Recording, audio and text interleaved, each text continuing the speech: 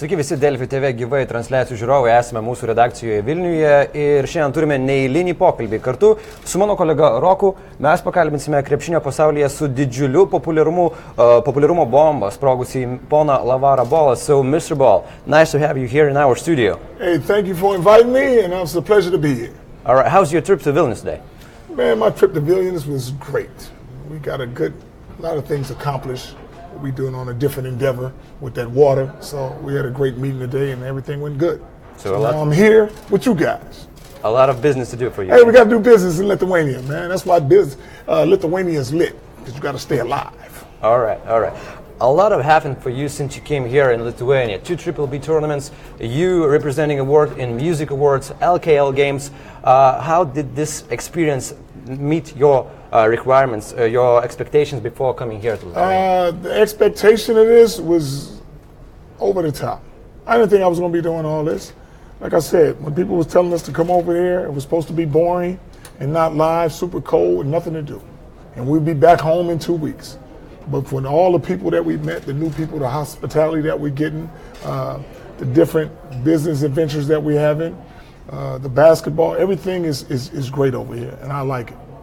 Yeah, when it comes to basketball, after this second Big Baller Brand tournament, where the results were not satisfactory, I guess, from your position, do you have any sort of a vision for the rest of the season? What are your plans? Maybe are you planning to integrate your kids a little bit more, or just trying to stay competitive and fight for the seeding in the LKL tournament? Okay, the first 5 games we went through good, but it also shows you in basketball there's 2 different sides. Everything is just not going go good the whole time. So even though we lost 3 games in a row, I think we won as a team. We're probably the only team in the LKL that's divided on the fact that my sons are young, up and coming, great players, and guys that's already been here that are good players. It's hard to move over for teenagers. So you're going to get that conflict. And my boys had never lost with them, so they didn't have the same feeling. So I'm thinking, me and my boys, as long as we do our thing, we're going to win. But now we lose as a team because we're divided. So it showed them that there's no way we can win a game if we don't play with chemistry and play for each other. And I think we had to take some steps backwards in order to go forward. And that was the right thing. Because if we just keep winning, we're never going to know what's wrong. You know how most people say you learn more when you lose?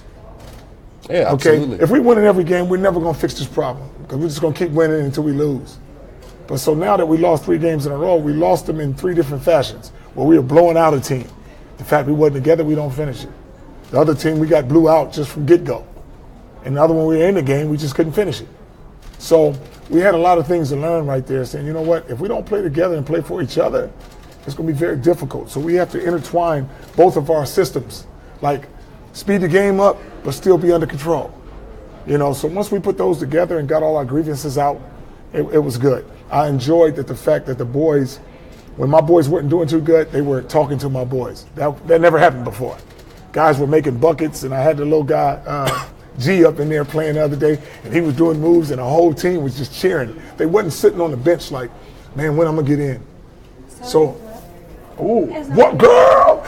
Milk and cookies? Yes. Now, I'm sorry, I hate to, uh-oh, don't you drop one of them. Give me a small time break. I usually don't do this, but I got to. I can't bypass a cookie.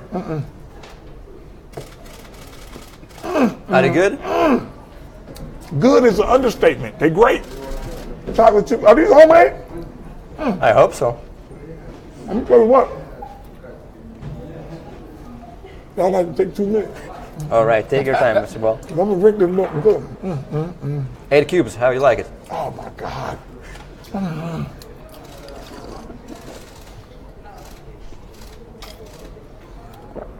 Milk and cookies on set. Never had that before. First time you're That's here? what I told you. Lithuania is lit. Who the heck gonna bring you this? The hell, you ain't getting no milk and cookies till you finish doing the set. This is good.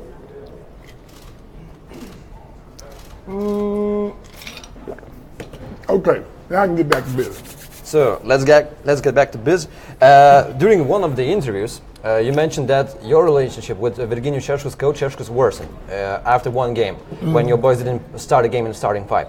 Some time has passed.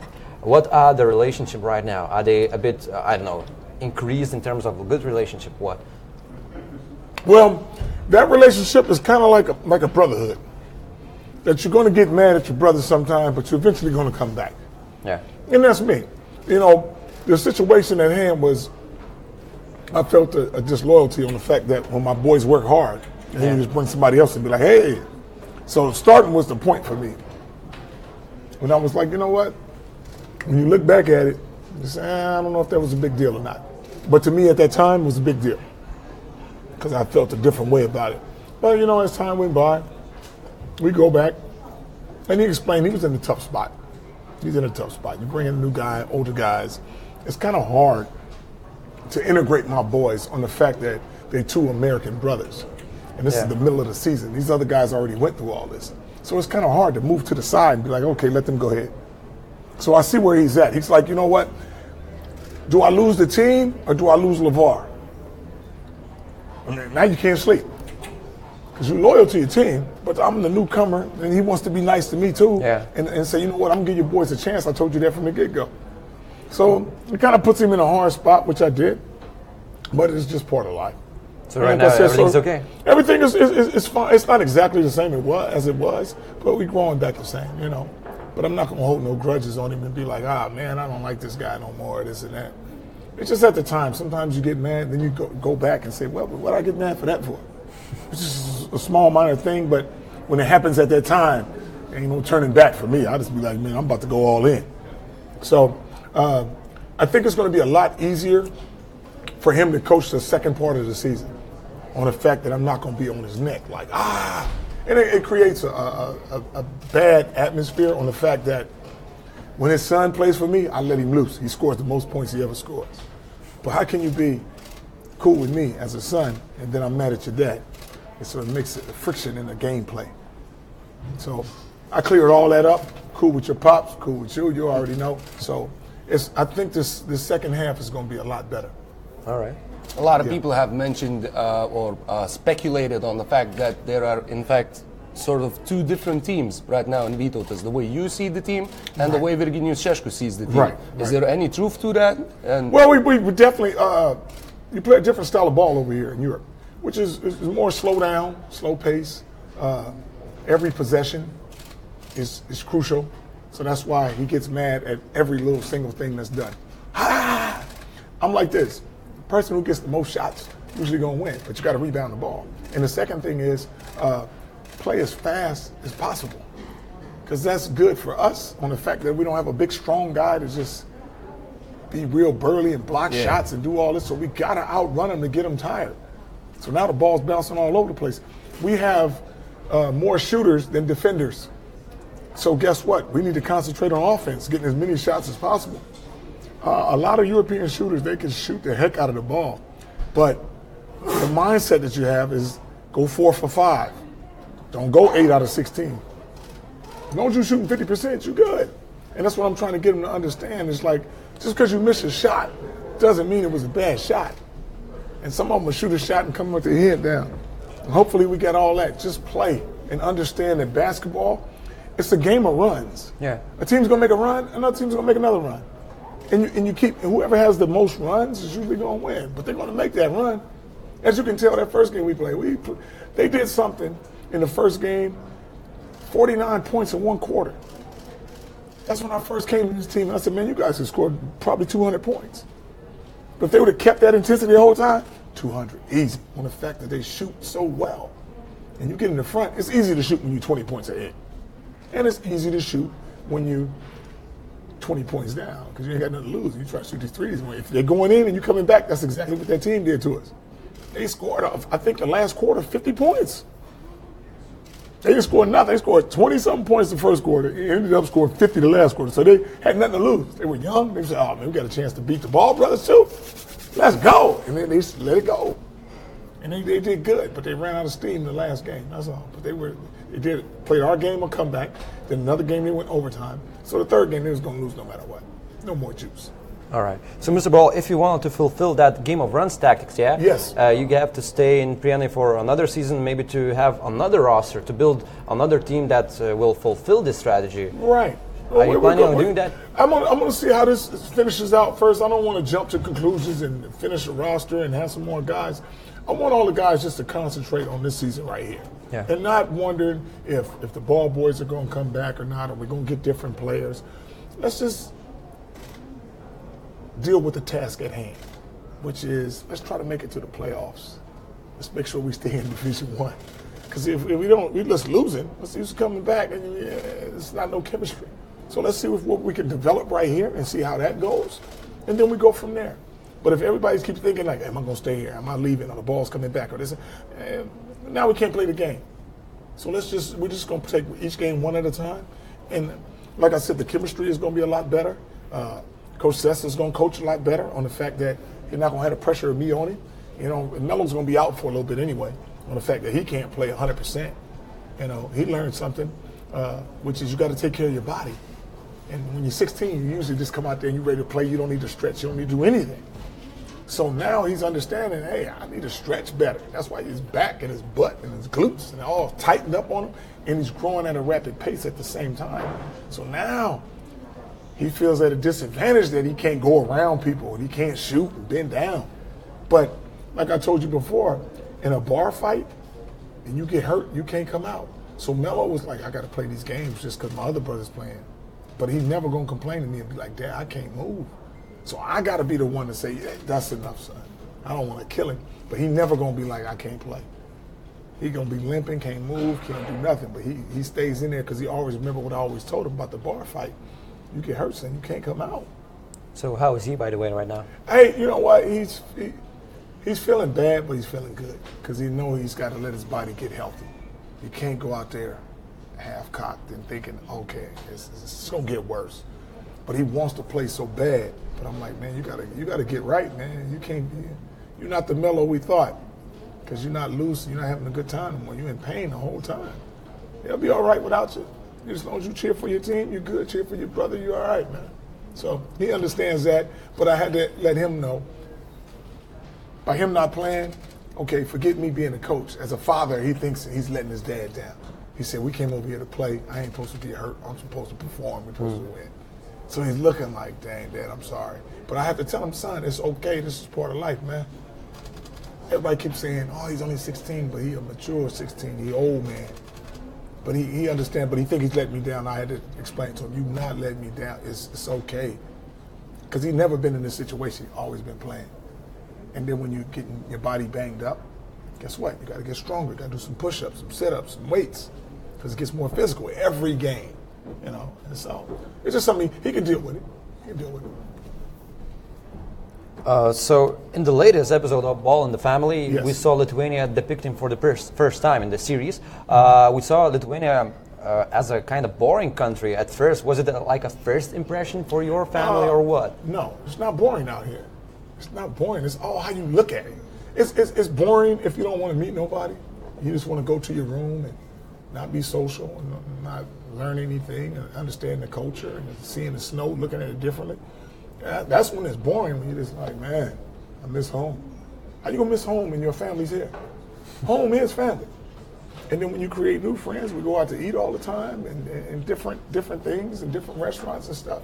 It's fun. They get to sleep, relax. Same thing we do at home. Watch some Netflix, come out, go to practice, laugh, shoot the ball, and get prepared for a game. And then when it's game day, I like the serious look on their face, them get prepared, throwing their clothes in their backpack. I like that. They like it. And come perform and give it all you got and try to come out with that win. So it's not boring on the fact that you guys understand we're from LA, bright lights. Mellow Ferraris and Jello, Lamborghinis, Ferraris and all this. Okay, that's cool. But we kind of like getting chauffeured around. No traffic, no nothing. Just, hey, drop me off, let's go. I mean, that's fun. After you've been driving all the time, sometimes you don't even want to drive those cars. There's so much traffic. To go 10 miles is going to take you maybe 40, 50 minutes. I love this. Like, hey, get in the car, let's roll. You're nothing on the highway. Yeah, if you look at the window, it's beautiful if you look at it the right way. But if you're being negative towards things and it's so boring out here, that's what some of the writers and stuff, right? Because they expect it to be like that, and they thinking that we not clubbers. We don't be like, hey man, where's the hottest club? We need some lights, we need some cars, we need all this. We're not like that. We just love the game of basketball, like you guys in Lithuania. Same thing. If you got a passion for something, you don't worry about all the stuff on the outside. You know, so it's beautiful out here, man. They just got a misconception of saying that Lithuania is boring. Let me tell you, if it wasn't right, we damn sure wouldn't be here. And that's the way you got to look at it. Like, man, if it's so bad to the balls, why they still here? Because it ain't bad to us. That's what they saying on the outside. They want it to be bad. Oh no, we don't want this to work out. I know you don't. Because I said it was going to work out. That's why they don't want it to work out. You know? If you were asked, for example, by the Lithuania's tourism department, to make a video clip representing Lithuania in like the brightest way possible, what are your impressions like? What is the biggest? What are the biggest advantages? I say the biggest advantage of Lithuania. Okay, you have the history in the town, which is beautiful, but I must say the people. People over here, they do not have to speak English, but the fact that they speak some English to us, and I like trying to learn you guys' language. Like I said, just in the morning, just saying labas rytas, just simple stuff, man. Just saying pierna or something like that. It's cool. I like it. I ain't gonna learn fast because I'm 50. I'm set in my ways, but it's a joy to get to this part of my life and kind of change a little bit. If you've been set in a certain way all the time.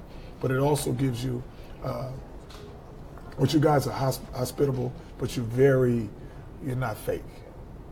That's what I like. Either you're going to come up and say hi, or you're just going to leave it alone. They're not going to be bickering behind your back. Oh, I like him, I don't like him, why is he doing this?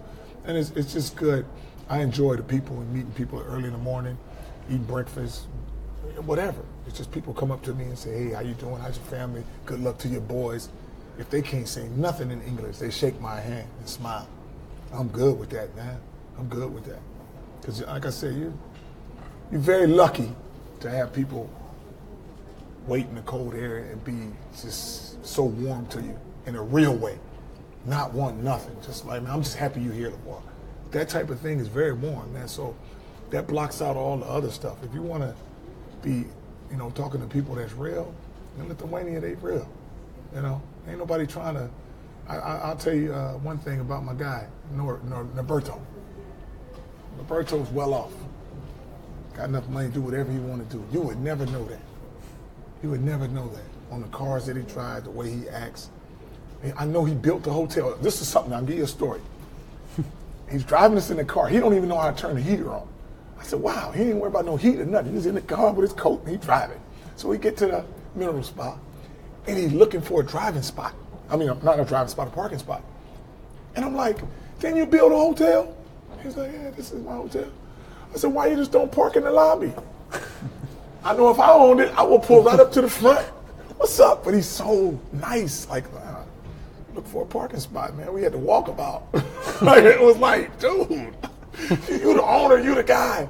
And it's like, wow, these guys don't flaunt around like they excuse my language, the shiznit. They don't do that. It's like, wow, it's very humbling. You're like, wow, these guys are of importance, like the mayor and everybody that I've met of high quality, It's just like the people that come in and watch the games. It's like it's all even. And it's just nice to see that, man. Because in LA, the guy with the most jewelry on, the most bodyguards, the flashiest car, you don't get that, man. He's trying to perform and just, hey, I don't know. It's just different out here, and you can tell. All right. Regarding the Lithuania topic, Yes. How much have you explored Lithuania so far? I know you've been to Prienai, Biršnos, Kaunas, Vilnius. I've heard about that you've been in Vilnius for several times. Right. Where else have you been? Like I said, I don't know where I'm been. I'm in the van, and I'll pop out wherever I'm at, I'm there. So I don't really, that's where you go home and you go to a party. You want to tell everybody, oh, I've been to Kaunas, I've been to Vilnius, I've been to this, I've been to that, I've been to that. I don't worry about that. If they drop me off and people are nice to me, I have a good time at whatever place. But I'm not like a a tourist guy where I say, you know what? I got to go see the biggest tree. I got to go see the biggest water plant. I don't need to do all that. I'm a people guy. All right. Wherever the people are at, it could be 2 people there or 20,000 people there. I'm cool. Okay. Want to ask something?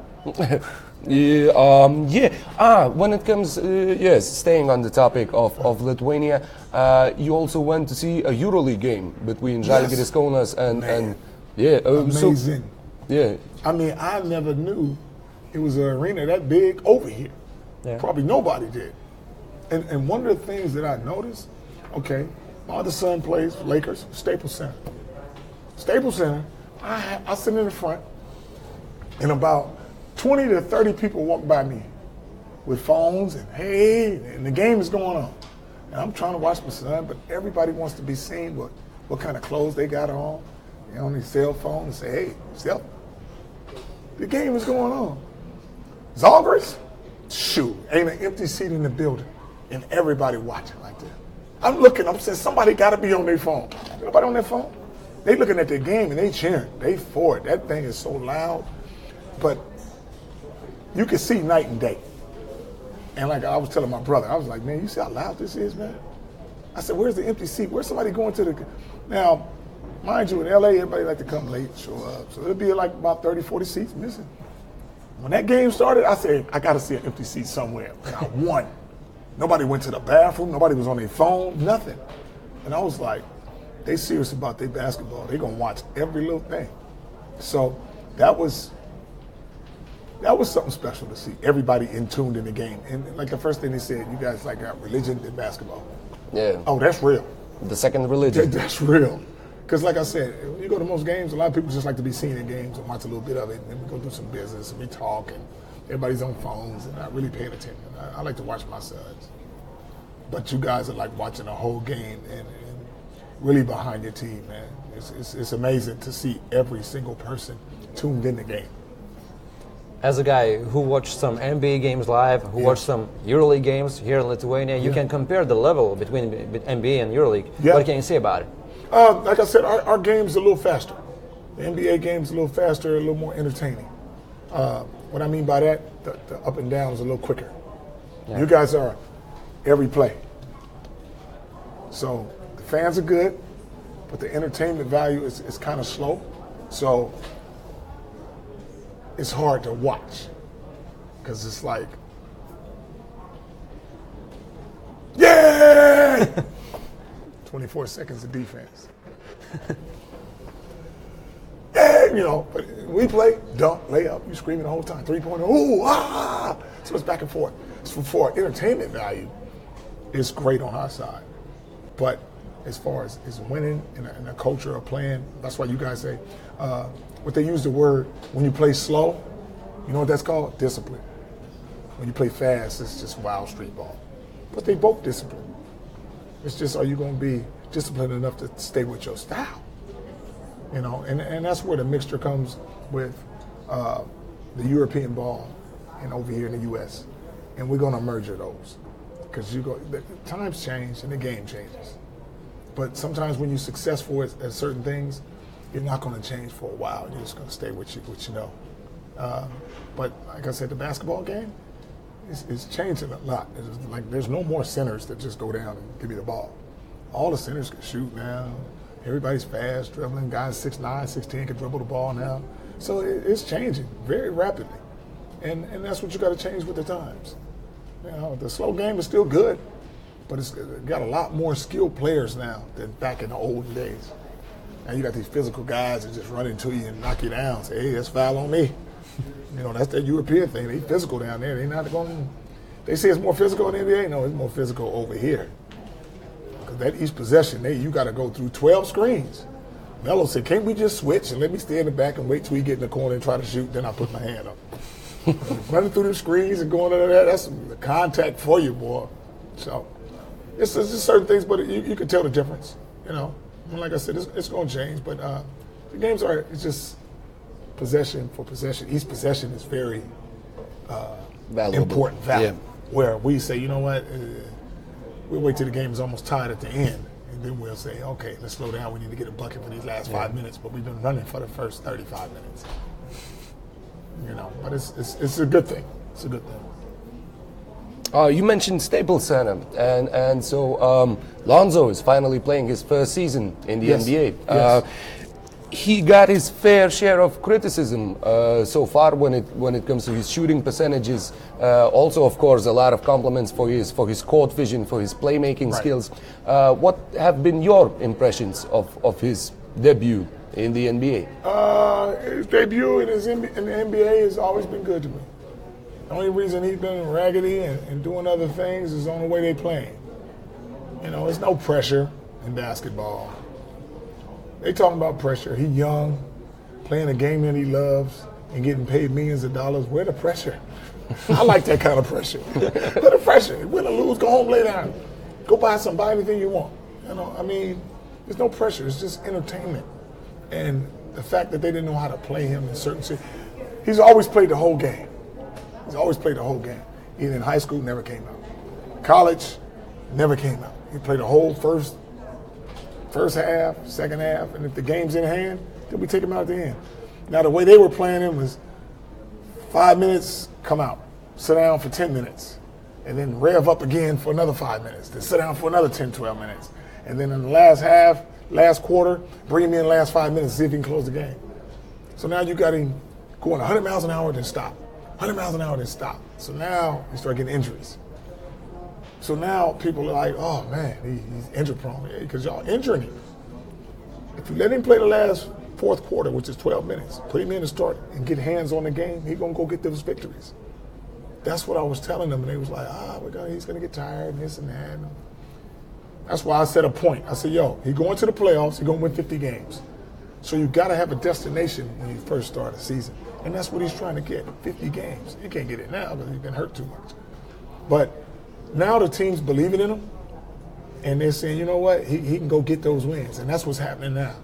The team is believing in him. He's taking shots. His percentage is going to catch up. I'll never worry about that. I said, son, as long as you shoot 50%, you're fine. You can go the whole season in the beginning. This is what I tell him. Let's say he averages 20 points and 15 rebounds and 10 assists.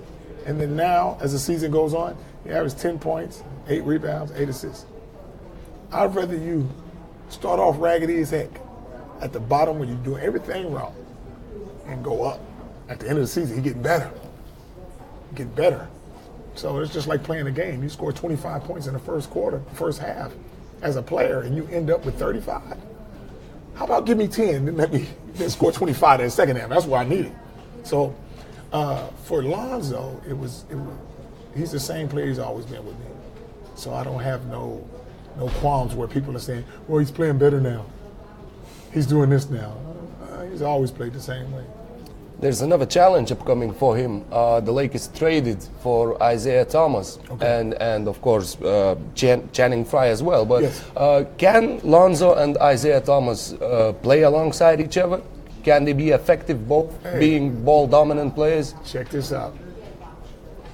Lonzo's, it's not his shooting, it's not his rebounding, not his vision. He loves to win. So he basically can play with anybody. But his key thing is he makes everybody around him better. Somebody said, oh, is LeBron coming? I said, LeBron's coming to L.A. And I said, Lonzo will make him better. They look at me, see how he smirked? How you going to make LeBron better? Easy. Going to get him easier shots. Zoe throw him the ball with a mismatch in the post. Now he play more in the post. Easy buckets. Now you get the ball earlier. People can't. That's what Lonzo does. He makes everybody else better. You don't even hear a Kuzma if Lonzo don't throw him that ball and let him score in the summer league. And then develop him until now everybody's like, oh, he's a scorer, he's a heck of a scorer. Yeah, because Lonzo kept giving him the ball early. You didn't hear about him in Utah for 3 years. And you come play with Lonzo, you didn't hear about him. Lonzo makes everybody better around him on the fact that I've always put him on teams that were raggedy. Because I've always told him this, anybody can win with a team full of all-stars. But can you win with a team that's not expected to win? That's what makes you a special player. When we went to Chino Hills, it was a raggedy team. You make them national champs before you get out of there. Before he got to UCLA, they was 15 and 17. Raggedy. Nobody even talking about UCLA. He come there one season, sell out the arena. Lakers was terrible last year. Nobody wanted to come play for the Lakers. So this is just put this down. Now LeBron said, I'll go to L.A.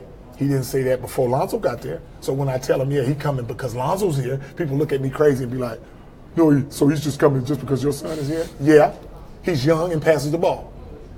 So he's coming because my boy is here. He didn't want to come to y'all last year when you was here by yourself. You didn't hear him say, I got to go to L.A. Or at least they on my list. So it is what it is. But Lonzo makes everybody, it's something about him that the players who not supposed to like him, when they play on his team or in the locker room, they love him. But they try to change all the stuff. I'd rather them talk crazy to me and let Lonzo do what he does. So they can come with all the negative stuff they want on me. It's fine. I'm not even playing. You know I'm considered one of the best players in the world to some people. I ain't even played. And you know who they compare me to? Michael Jordan. LaVar, can you beat Michael Jordan? How am I even in the conversation? Yeah, keep talking about that. That's good. But one-on-one, I'll kill him. All right. One-on-one, I'll kill him. We ought to put a pay-per-view right now. Because I think he's 54 now, huh? Smoking cigars, 55, out of yeah. shape. Is he 55? I'll really murder him now. I'm only 50. I'm only 50. I'd rather call him up now. Hey, you know we ought to have it? In Lithuania. Because everybody be on my side. In the Lonzo's rap concert, Yes. we're going to have LaVar and MJ going to one-on-one. Man, we should do that. I don't think MJ don't want to come out here on my side of town. That would be entertainment. It would be entertainment, man. But like I said, he was the greatest ever, man. Everybody trying to beat him, so that's good. And like I always told my boys from since they was babies, somebody got to be better than Jordan. Why not you? We already got a better start. We already got a better start. So, All right. good. Mr. Ball, Yes. this upcoming offseason, Lakers will have a lot of space in salary cap. Yes. What are your predictions of Lakers attracting some big fish in the market? Oh, like I told him, LeBron's coming. And then if you put LeBron, which is the best player in the game, with my son, and you don't think we're going to win no championships, and then slide over Jello, oh, we fine. The LA Lakers going to win. But see, from a business standpoint, people keep saying, how does LaVar know LeBron is coming in? Because he's a businessman. You done did everything in Cleveland. If you win 5 more championships in Cleveland, who cares? You already won one for your town. You've been to the finals too many times and not won enough to be considered better than Jordan. The only way you can be considered better than Jordan is everywhere you went, you've won a championship. You went to Miami, won a championship. Came back to Cleveland, won a championship. Go to the Lakers, third team, and win some championships. Now you're better than Jordan. That makes sense. Makes sense. Now, what do you want to do after basketball? You want to get in the show business? I can see you setting up shop in Cleveland. Ain't nobody coming to that show. But if you come to LA and get situated as a business move, you got to rub elbows with the right folks. They got networks and production companies. That's all in LA. And if you live in Cleveland in the cold weather all this time, you don't think he don't like to put his toes in the sand in the beach in December? When you get older, man, that's why all the old people move to California and Florida, because it's warm, tropical. You see, man, I ain't trying to, but see, all the folks out here live for a long time because they know how to handle that cold. In the water. Best thing in Lithuania, the water. And everybody looking for all the stuff on top of the ground, and it's underground.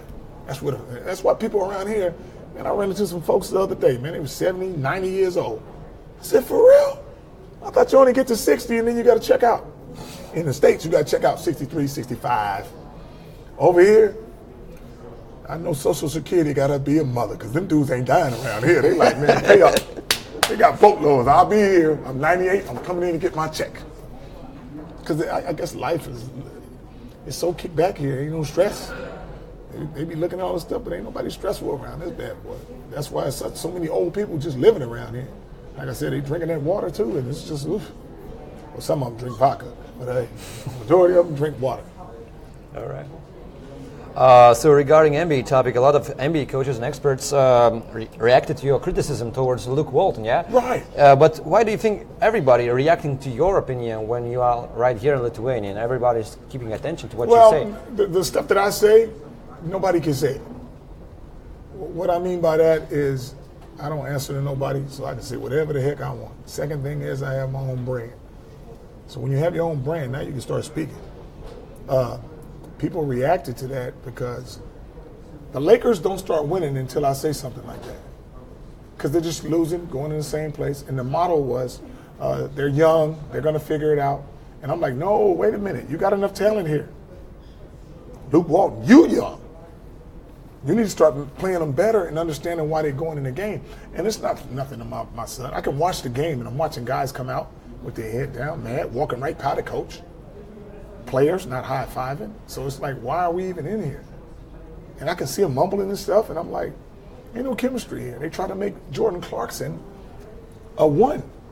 Nobody's ever going to play him at the point guard spot on an NBA team. Now you got him in here trying to do this, and Julius Randle in the beginning, they was ready to trade him. I told him from the beginning, he's your best player on the team on the fact that he's stronger and faster than everybody on the team. You got to let him loose. Just because he make a few mistakes, don't be like, hey, you got to get out. You got an attitude. I'm going to bring you off the bench. Now he's starting and doing wonders. So nobody knew their role. So if you try to be friendly with everybody and you don't have a set rotation, it's going to be hard to win. You're usually going to play 8 guys. That's usually what you're going to play, 8 guys, if you want to win. The other guys are going to play when you're up by 20, up by 30, and be cheer guys, and if somebody gets hurt, you move up. But you should have had that done by Summer League, knowing how you're going to play guys and stuff like that. So people saying they're taking a backing on, before I said this about the coach, because it was true. And here's what I thought. Either they're going to get a new coach. I never said, hey, get rid of Luke. Or they're going to band together and say it's us against the world. Guess what they did? It's us against the world. Now, Luke is holding himself accountable on how the way he rotating guys in the game, or how the way he coaching these guys. Because it's not just their fault saying they're young. You're young too. You got to figure this out. But they don't want to put the omen on the coach, which I did.